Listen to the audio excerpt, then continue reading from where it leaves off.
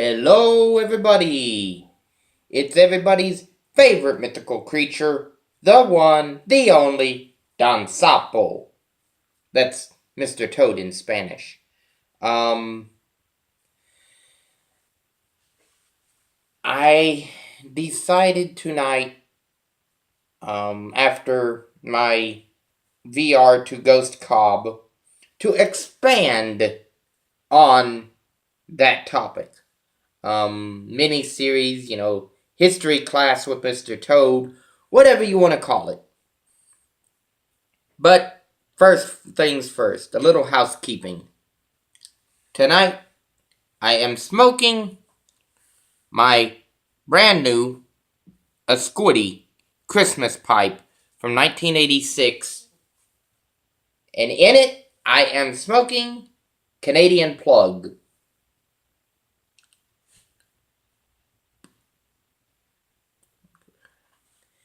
But, before I get into the history class, I've heard many things about Orlick Golden Slice, and I finally broke down and bought a couple tins, so that should be in next week sometime. I start college again on Monday, so hopefully that and the other goodies that come with it, which you'll see sometime next week, will help to satisfy my cellar for a while. I've got 8 ounces of Canadian Plug, 8 ounces of Private Blend, and Lord knows what else. But it'll at least have some age on it.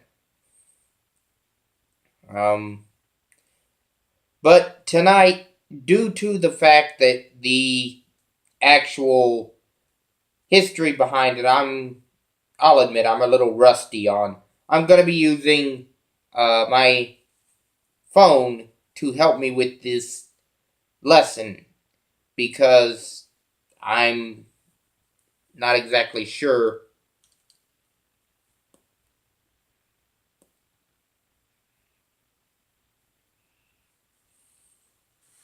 but to start, first things first. What is the electric chair? The electric chair was the most common method of execution in the United States from 1890 until 2013. That's the last time the electric chair was used. Yes, it's still on the books in some states, but it kind of waned in the late 90s due to the invention of lethal injection in my home state of Oklahoma, which also holds the historical significance of being the first state to execute someone by electrocution west of the Mississippi. 1913, I believe, or 1915, somewhere in between those years.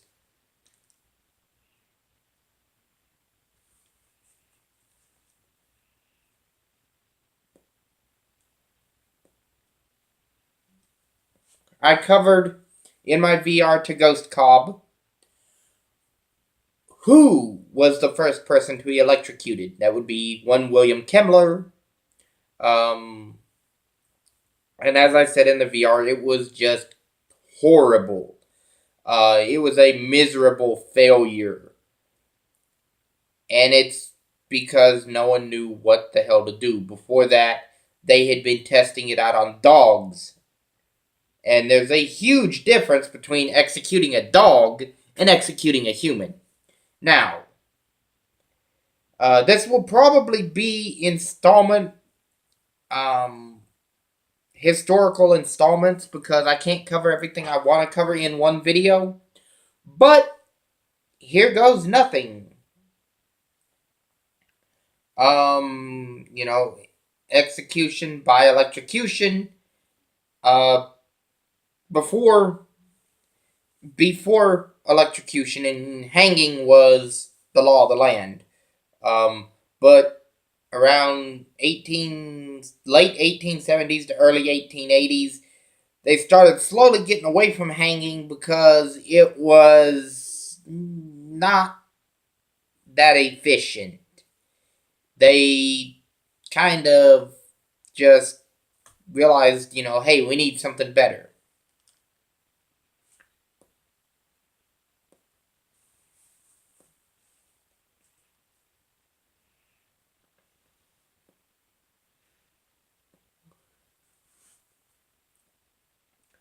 But the actual inventor of the electric chair, or the execution method, goes to a dentist named Alfred Southwick. Hence, the electric chair. If it had been a cabinet maker, it might have been an electric cabinet, or so on and so forth. They tend to think that the model of the electric chair was based off of a dentist chair, which, having been to the dentist many a times, I could see strapping someone in there and just getting rid of them. I mean, I don't see why the chair has to be upright. Just lay them back like this and just do away with them. But that's neither here nor there. But yes, Southwick came up with the idea in the 1880s as a humane alternative to hanging. Just like lethal injection was a humane alternative to the electric chair, as was the gas chamber, which, for obvious reasons, never caught on. I wouldn't understand why, but yeah, the gas chamber never caught on.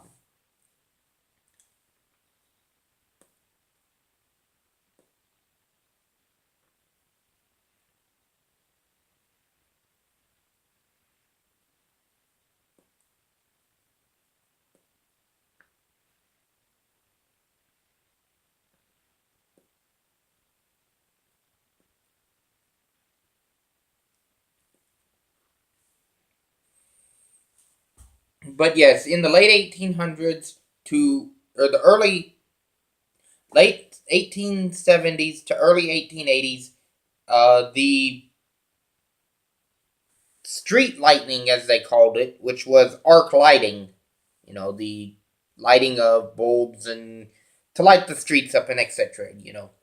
But that was becoming popular. They called it street lighting for reason. But and I've heard this story, but I don't know whether it's legitimate truth. But this is typically what they say caused Southwick to get the idea to make the electric chair.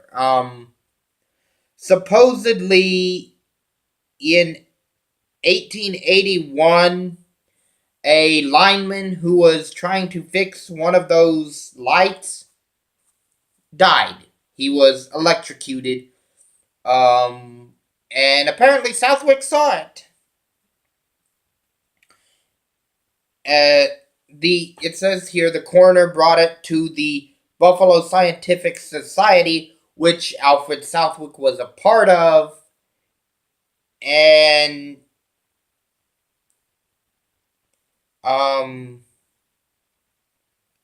he thought that he pretty much thought, hey, the guy died of electricity. We can refine this, and we can come up with an alternative to hanging, because at the time, hanging was on its way out, and they needed something to replace it. Well, why not electrocution? It seemed like the right thing to do at the time. But and here's the part that I guess gets me. Southwick and a local physician named George Fell. Southwick, a local physician, Dr. Fell, and the local head of the ASPCA. I wouldn't think that the ASPCA would be for capital punishment, but performed a series of experiments executing stray dogs in water and out of water. So essentially, in order to refine this technology for William Kemmler, yeah, let's dump some dogs. Let's put some dogs in a pail of water or wash tub full of water or trough or whatever, and we'll test it out on them.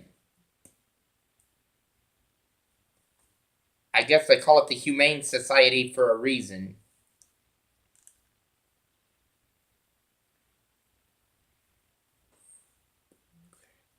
But anyway, from here on out, kind of wrapping it up because I'm 10 minutes at this point. This may be 2 videos just on the early days of electrocution. It something I'm very like.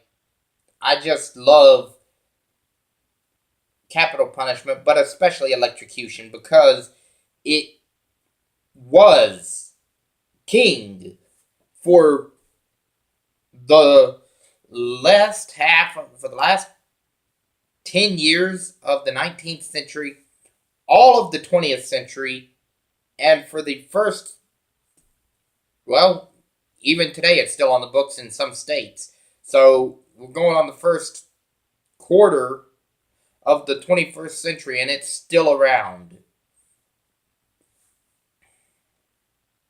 But the early years essentially span from 1870 to 1890, but the 1880s is the key, in which, you know,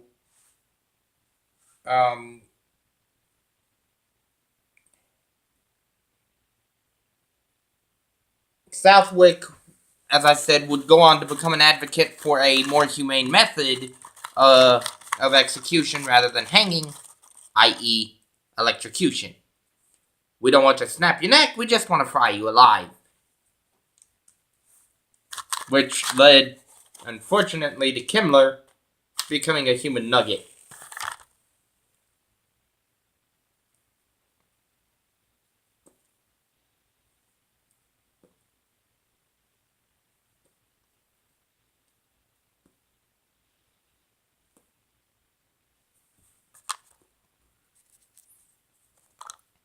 But it's definitely something quite interesting to look into. If, as I said, this is video 1, there will definitely be a second video, and it will be more put together. I just, off the cuff tonight, I was thinking about it, like, I haven't done a video in a week, so.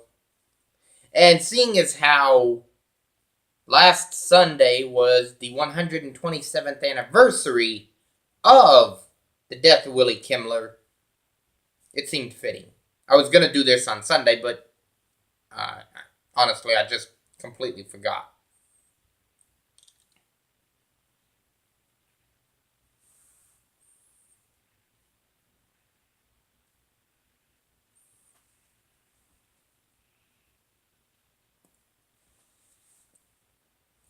Anyway, this has been the first edition of History Class with Mr. Toad. Give me your opinions. Tell me if you like it. If you don't, just whatever. And this is the one and only Mr. Toad, everybody's favorite mythical creature, saying, I'm gone.